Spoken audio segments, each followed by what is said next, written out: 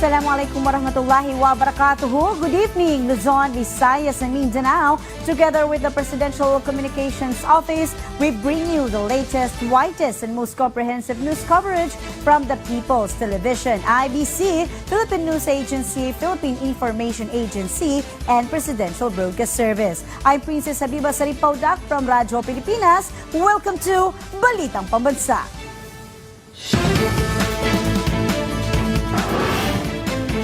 Tonight's headlines. President Ferdinand Marcos Jr. signs a joint circular for the establishment of more child development centers, or CDCs, in the country to ensure the welfare of the future generation. The Department of Education, or DepEd, has tripled the allocation of its feeding program to help address malnutrition among students. The Alianza Senatorial Bets will hold a campaign rally in Rizal tomorrow. On top of the news, back then, it took an entire village to repair a single child the right way.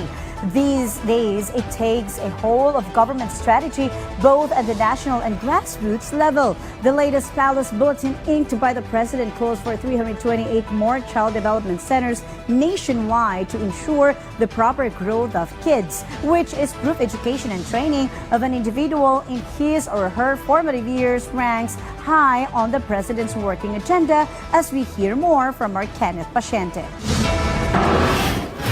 A better future for children. That was the emphasis of President Ferdinand R. Marcos Jr. following the signing of a joint circular for the establishment of child development centers in the country. The joint circular aims to clarify the guidelines for local governments to set up child development centers. According to the President, the government is not only focused on the economy, food security, and infrastructure. He also stressed that initiatives like these prove that education in the country is also a priority. He added that these facilities play a crucial role in the development of children at a young age. These CDCs are venues for the implementation of early childhood care and development center programs and services, especially the early learning programs and family support program. Sa mga center na ito, maaaring makapaglaro, makapagbasa at makapag-aral ang ating mga kabataan. It can also be used as a resource center for developmentally appropriate learning materials and a laboratory for conducting research, data gathering, and innovations about early childhood. The President also highlighted that early childhood development must be prioritized as it serves as the foundation for a child's future, which will eventually contribute significantly to the foundation of the nation. A total of 328 CDCs is targeted for construction, with priority given to low-income barangays with no CDCs. Under the joint circular guidelines, local governments must submit their budget request through the DBM Apps portal, where DepEd will review and recommend qualified projects. Once approved, funding will be released to LGUs, which must allocate at least 150 square meters of land and cover operational expenses including teacher salaries and utilities. For this year, we have identified 328 low-income barangays that will now be provided with funding for them to access early childhood development initiatives. Of this number, 89 will be in Luzon, 106 will be in the Visayas, 133 in Mindanao, including BARM. The President also emphasized that CDCs are only a small part of the solution. Thus, the government continues to strengthen other programs, including the first 1,000 Days of Life program, to ensure children's health and nutrition during their first 1,000 days. Also included are the supplementary feeding program, school-based feeding program, and Walang Gutom program for vulnerable sectors. My fellow Filipinos, we recognize that education goes beyond what happens just inside the classroom. The government continues to find ways to support our children so they can grow, they can thrive and reach full potential. Through health and community programs, we remain committed to helping them become productive members of our society. The President also urged local governments and parents to take the necessary steps to ensure the success of the program. From PTV Manila, Kenneth Paciente, Balitang Pambansa. Recognizing the importance of nutrition and academic success, the Marcos administration has placed a strong emphasis on improving the health and well-being of the country's young learners. To reinforce this commitment, the government significantly increased the budget for the Department of Education on DepEd's school-based feeding program, tripling its original allocation. PTV's Floyd Brands has the report. Teresita Reyes, a waste speaker, struggles to make ends meet with her daily earnings of 200 pesos. This amount barely covers the basic needs of her grandchildren. Napakahirap po. Minsan po kasi kulang sa budget. Ilang beses ko ba nakakain sa eskwela? Minsan po dalawa, minsan po isa. Despite her challenges, Teresita expresses her gratitude on the feeding programs in their school which benefit her grandkids, which help elevate their daily struggles. Masaya po sila dahil nabubusog po sila. Masigla po sila, masaya. Nakakabawas po sa budget namin yung ganyan. President Ferdinand R. Marcos Jr. has directed the Education Department to focus on improving the nutrition of school children. According to DepEd, the budget for the school-based feeding program has been tripled from over 3 billion pesos to 11 billion pesos with plans to cover more children. The program aims to provide nutritious meals to children from kindergarten through elementary school. With a total of 160 feeding days and an additional 15 days for the National Learning Camp, the initiative is set to address malnutrition in the country. Education Secretary Sani Angara emphasized the importance of nutrition, especially for young children whose brains develop rapidly before they reach 5 years of age. We have this exam called the Carla exam. It measures the literacy ng bata, yung ability to read. Nag-improve siya, especially at the early grades. So parang pinapakita na the earlier we intervene, mas maganda. Meanwhile, the Department of Social Welfare and Development is stepping up efforts to ensure no Filipino goes hungry. The DSWD is currently providing monthly food assistance of 3,000 pesos to 300,000 households, benefiting over 1 million Filipinos. The agency's Walang Gutom Kitchen also continues to distribute hot meals to those in needs. Dapat wala pong Pilipino na magiging gutom. Kung kaya nga po, tinitiyak ng DSWD na nag-harmonize, nag-align yung iba't ibang mga programa at serbisyo ng national government agencies, and that would continue to partner with the private sector so that we could collectively come up with sustainable solutions that would ultimately address the problem on hunger and malnutrition. From PTV Manila, Floyd Brands, Balitang Pambansa. On the other news, the government highlighted that those spreading fake news should be held accountable. Executive Secretary Lucas Bersamin underscored the serious impact of misinformation, which is now widespread not only in the Philippines but in the other countries as well. He highlighted that the public suffers from the harmful effects of misleading information. The government will leave the task of addressing fake news and prosecuting those responsible to the relevant agencies. Alam mo, napakahirap na yung ating condition ngayon is itong fake news. Napakasaklap ang effect. It's not only the Philippines, it's the entire world that is suffering the brunt of the deceit that is derived from fake news. Napakasaklap yan. Dapat talaga ma-prosecute yan. Meanwhile, any candidate running for a national post or office would be utterly retarded to skip Rizal province in his stump or campaign itinerary. Just too many voters to ignore or pass up to boost one's chances of winning, that Alianza Coalition campaign manager-in-chief, strategist Toby Chanco explains on the eve of their visit to Antipolo in this report.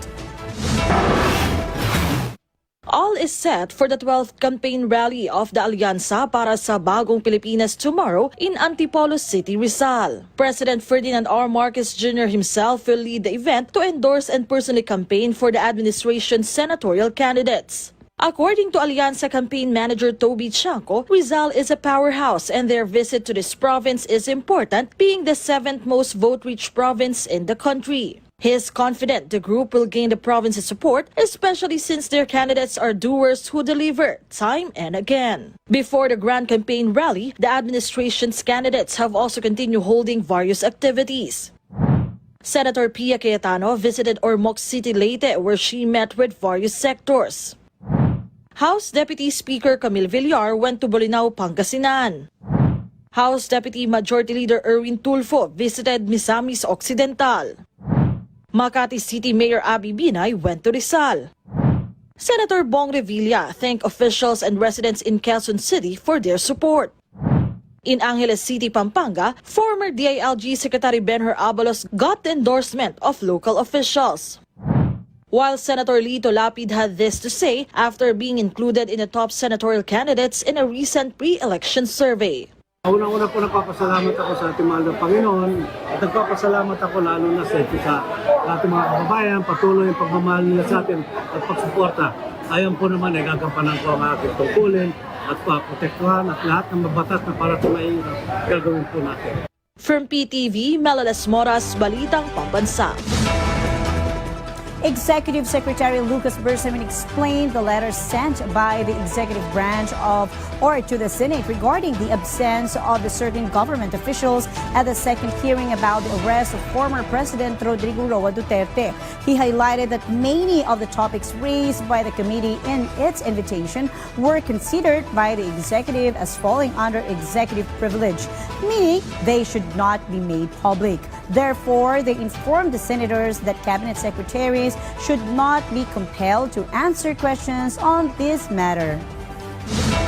The Philippine Coast Guard, or PCG, monitored the Chinese research vessel Songhang, which was heading toward the Indian Ocean for fishing, and it escorted it through Philippine waters under the right of innocent passage.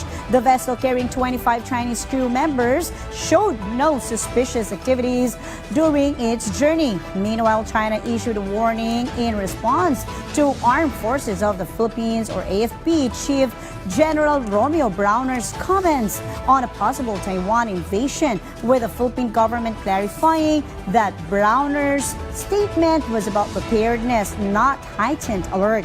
China also objected to the U.S. approval of F-16 fighter jet sales to the Philippines, which the government, or Philippine government, explained as part of their AFP modernization program.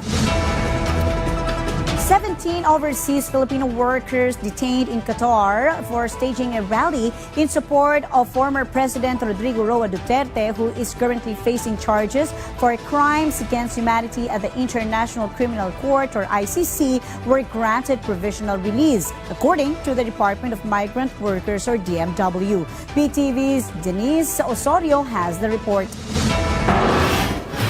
The Department of Migrant Workers earlier today confirmed the remaining 17 overseas Filipino workers, or OFWs, imprisoned recently in Qatar for alleged illegal assembly or gathering without a permit have been granted provisional liberty. A total of 20 Filipinos, which includes 3 minors, was arrested last week in Doha, Qatar after staging a protest. According to DMW Secretary Hans Leo Kakdak, an immediate directive came from President Ferdinand R. Marcos Jr. the moment he got wind of the arrest last March 28. Whilst the 3 minors were promptly released, legal counsels provided by the Philippine government worked on the temporary release of 12 male and 5 female OFWs as investigation continues. They're able to all go home to their respective homes in Qatar. They could not travel outside of Qatar while the investigations are going on. But ang mahalaga dito, provisional liberty is still liberty. Kakdak also emphasized the continuous legal and welfare assistance for the OFWs. Meanwhile, the DMW reminded Filipinos abroad to always follow the laws and regulations of their host country, as arrests are not the only possible consequences they may face. Hindi kailangang may pag-aresto para hindi maging sumunod sa batas ng host country, because in some countries ang reaction ng host country is monitoring, surveillance ng activities ng Filipino community. So kailangan talagang mag-ingat, doble ingat, triple ingat. From PTV Manila, Denise Osorio for Balitang Pambansa. On the other news, Commission on Elections or COMELEC Chair George Erwin Garcia highlighted concerns about vote buying with a recent Octa research survey showing that 66% of Filipinos believe it will be widespread in the 2025 elections. COMELEC urged the public to report any incidents of vote buying and reassured them that they are committed to addressing the issue and preventing such irregularities during the election. Garcia also highlighted the importance of public cooperation in ensuring the integrity of the electoral process. The price of rice has dropped by almost 20 pesos since the implementation of the maximum suggested retail price or MSRP, with 5% broken imported rice now priced at 45 pesos per kilogram, down from 58 pesos in January. One of the key reasons for this decrease is the continuous drop in rice prices in the global market. The Philippine Statistics Authority or PSA stated that this price reduction has helped slow down inflation to 2.1% from 2.9% in January. Fisher folk in Barangay Concepcion, Cabasalan, Zamboanga, Sibugay are turning their oyster harvest into a sustainable livelihood. With support from the Department of Science and Technology or DOST, they are now processing oysters into oyster sauce, opening new income opportunities. Jocelyn Alvarez of Philippine Information Agency Zamboanga, Sibugay tells us more.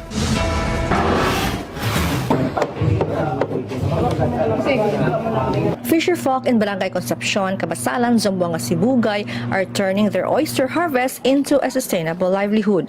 With support from the Department of Science and Technology, they are now processing oysters into oyster sauce, opening new income opportunities. The oyster farm in Barangay Concepcion, Cabasalan was established through DOST funding, but fisher folk here are now taking a step further, turning oysters into a valuable product, oyster sauce. Through the Talaba Phase 2 project, DOST provided over 900,000 worth of food-grade processing equipment and packaging materials to the kapunungan sa gagmayng mangingisda sa Concepcion. This initiative builds on an earlier DOST-funded oyster farm. To equip fisher folk with proper skills, DOST in partnership with the LGU Cabasalan and the DOST Industrial Technology Development Institute conducted hands-on training on oyster sauce production. A gender and development orientation was also conducted to promote equal opportunities in seafood processing. Kami po ay nagpapasalamat sa equipo pong nag-grant sa amin para magagamit po namin kaming pagkabuhayan sa paggawa po ng oyster sauce. Kami po sa PGMC Women's Initiative for Sustainable Household, nagpapasalamat po kami sa Department of Science and Technology na kami po ay matulungan para po makamit yung mga gusto namin abutin na pagkabuhayan para po sa aming mga kababaihan. With science and technology, DOST continues to empower small-scale fisherfolk, helping them create sustainable livelihoods. From the Philippine Information Agency, Zamboanga, Sibugay, Jocelyn Alvarez for Balitang Pambansa.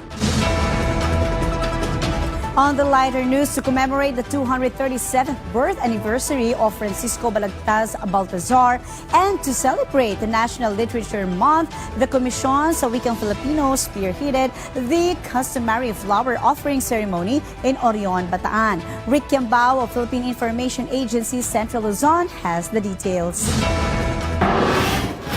The Komisyon sa Wikang Filipino or KWF led the customary flower offering ceremony in Ngayon, Bataan to commemorate the 237th birth anniversary of Francisco Baltazar, a revered Filipino poet known for his influential contributions to Philippine literature. This annual commemoration, held every April 2nd, is also part of the National Literature Month celebration. In his message, KWF Chairperson Arthur Casanova emphasized the importance of the lessons that can be learned from the works and life of Balagtas. Ang buhay ni Balagtas ay nagsisilbing inspirasyon ng bawat mamamayang Pilipino sa paghawan ng malupit na landas tungo sa pagtatamo ng kaunlaran. Ang talino at galing niya sa panitik ang naging sandata niya upang mapagtagumpayan ang anumang balakid sa kanyang buhay. Casanova also encouraged Filipinos to revisit Florante at Laura and appreciate the masterpieces left to us by the great Cisne ng Panginay, recognizing the enduring relevance of Balagtas's work in understanding our cultural and historical identity. With the theme Mga Aral ni Balagtas tungo sa pambansang pagkakaisa at kaunlaran, this year's celebration highlights Balagtas' timeless lessons as a catalyst for unity and national progress. From the Philippine Information Agency Central Luzon, Rick Yambao for Balitang Pambansa. Meanwhile, the Balinsasayaw Twin Lakes brought pride to the province of Negros Oriental as it was declared as ASEAN Heritage Park recently. Roy Lumotan of Philippine Information Agency Negros Oriental tells us more. A hidden paradise lies 13.5 kilometers north of Dumaguete City in the province of Negros Oriental. Known as the Twin Lakes because of the two lakes that are adjacent to each other, this 8,016 hectares of forest land is a protected area by virtue of Proclamation number 414 of former President Joseph Ejercito Estrada. The Twin Lakes was recently declared as ASEAN Heritage Park by the ASEAN Center for Biodiversity on November 29, 2024. This is our greatest achievement in the year 2024. This is the first in the Visayan region and the 30th AHP in the whole Philippines. Its pristine waters and lush forests are home to more than 427 species of flora and fauna, which are endemic in Negros Island. It's also a watershed area supplying potable water to 500,000 residents of the province. Ang land maprotektahan na mo ang kalikupan kay daghan pong gagamit sa maong nga tubig. The DNR will put a marker in this area. This symbolizes that the Balinsasayaw Twin Lakes is a national treasure that Negros Oriental can show to the world. From Philippine Information Agency Negros Oriental, Roy Lamotan, Balitang Pambansa.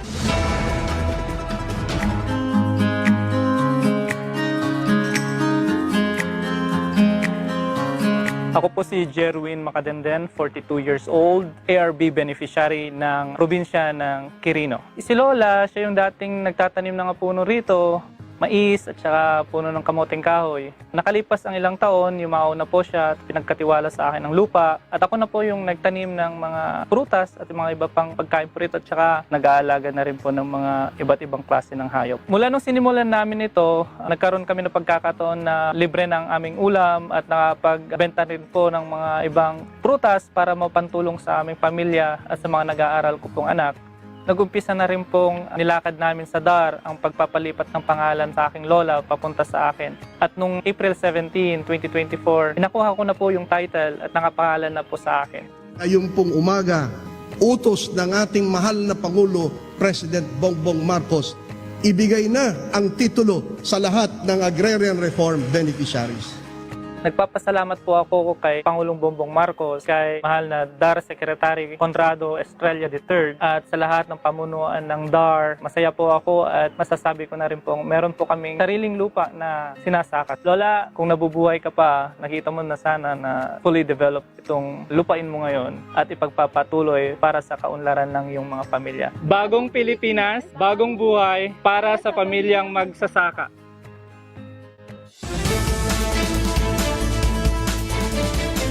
And we are back. The Bureau of Immigration, or BI, warned the public about the rise in the number of scams targeting Filipino Americans, a new trend wherein scammers lure individuals into investing in fraudulent cryptocurrency schemes. This and other stories in tonight's Business Wrap from the Philippine News Agency.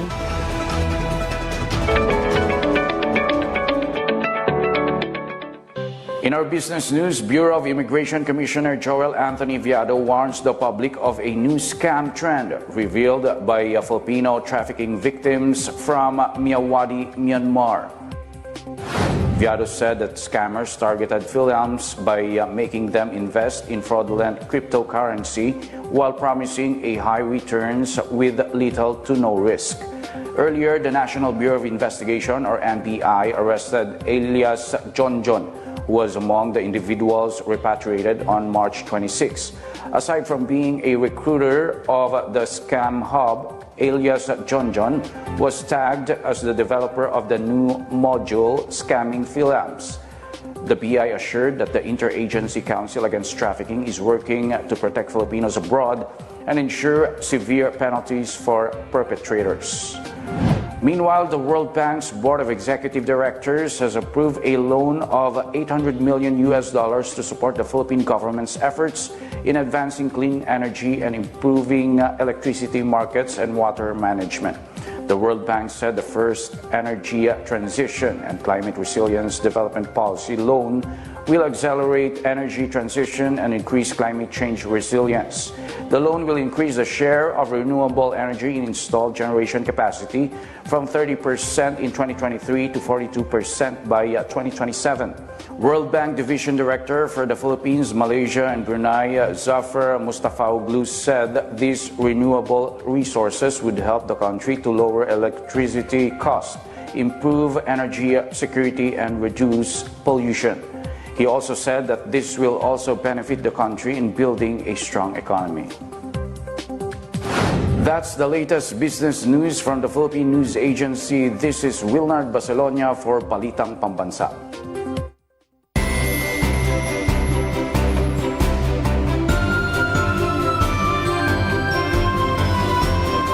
For our weather update, northeasterly wind flow will affect the northern part of Luzon, while easterlies will bring rains to the rest of the country. Based on the weather forecast of Pag-asa, northeasterly wind flow will bring cloudy skies with light rains in Batanes and Babuyan Islands. Meanwhile, partly cloudy to cloudy skies with isolated light rains will affect Ilocos Region, Cordillera Administrative Region, the rest of Cagayan Valley, and Aurora. On the other hand, Metro Manila and the rest of the country will experience partly cloudy to cloudy skies with isolated rain showers or thunderstorms due to the easterlies that may trigger possible flash floods or landslides during severe thunderstorms.